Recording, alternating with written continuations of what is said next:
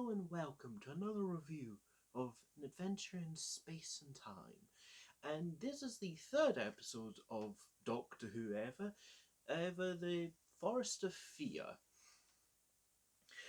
Spoiler alert, this is much better than the previous episode. A lot more stuff happens and we get less caveman politics. We still get a little bit of it, but if I wanted to, you could probably easily could read into the story as hysteria and getting crowds amped up and that from the ending of the story. But the ending is that the doctor and the TARDIS crew are still in the cave and they're trying to figure out ways to do it, get out.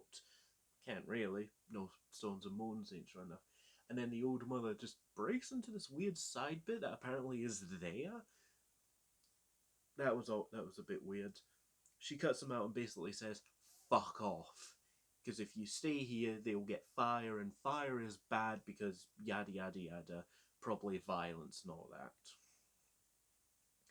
And the doctor and the crew leave to try and get back to the TARDIS. They really keep emphasizing that the doctor is an older man. He's needing to stop a bunch of times, which is an interesting idea for someone like the Doctor, especially for someone like me who grew up on New Who, where every other scene of Doctor Who is him running. Hell, that was the whole point in The Doctor's Daughter, that when you become a doctor, you run around and you save people. You do a fucking ton of running. I know I said it twice, but it bears repeating.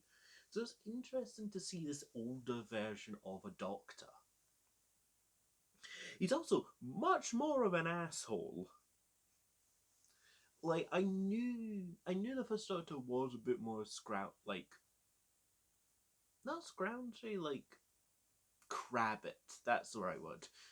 Sorry for anyone not in Scotland, but yeah, the first Doctor's really crabbit. And a really interesting thing is, in Zar and her, that is the name they give her, her. I don't know if that's her name, the character's name, or just it's just because she's a woman. But Zar and her chase after the Doctor, and Zar gets attacked by an animal. It's the 1960s. They ain't gonna give a proper animal from BBC budget. And Ian and Barbara and Susan go out of their way to try and help him. And the Doctor is very much just leave him, which is really fascinating because he's doing this thing where it's just leave him, we need to go. Da, da, da, da, da, da, da, da. I honestly thought, knowing what I know about Doctor Who, that the Doctor would go be like, all right, fine, and help him. The Doctor doesn't. And that's a really interesting idea. A really weird thing looking back on. Because it's almost like character assassination of the Doctor. The Doctor helps everyone. But this is before we knew anything about the Doctor, so it's an interesting thing looking back on. Hell, the only time he actually helps is when they go to move a makeshift stretcher with him on, and basically the only time the Doctor helps is basically because of sexism. Because as Ian's Doctor, help, and the Doctor's oh, why do you expect me? It was oh, you want the women to do it? And it's alright, fine. Motherfucker, that's weird. That's it's weird looking back at that with knowing what we know about the Doctor. Because I was just thinking, what if this version of the Doctor got involved in the Time War? Motherfucker, we wouldn't get box sets and TV specials about the Eighth Doctor running away from the Time War. Motherfucker, the Time War started, the first Doctor would have been alright then, my good boy, here's this bomb. Bam! Yes. I don't know. It's weird looking back. And I know, because apparently the first Doctor is one of the only ones with a story arc from beginning to end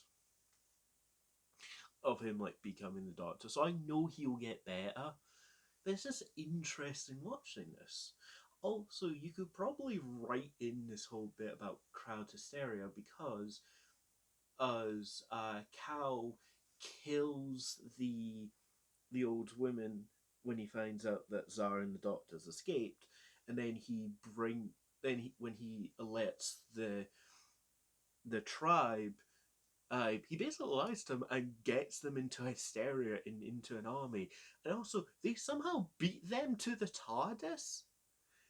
Like like looking back, you probably can easily assume that the two things are happening right at the same time, maybe even a little bit earlier. But it's just weird. But yeah, we're getting ready to the final part of the story, the Firemaker, and I'm interested. I because we're seeing early Doctor, and like this older Doctor who can't really run but also wants to leave people behind. That's not the Doctor we know. But yeah, if I had to rate this, I would say giving it a let's give it a 6 out of 10 at this point. Like, yeah, let's give it a Colin Baker. Uh, 6 out of 10. It's it's better than the last one, but I wouldn't say it's not as good as the first one. But that might not be fair. But yeah, I'll be interested to see how we end up this story. Thank you very much, and goodbye.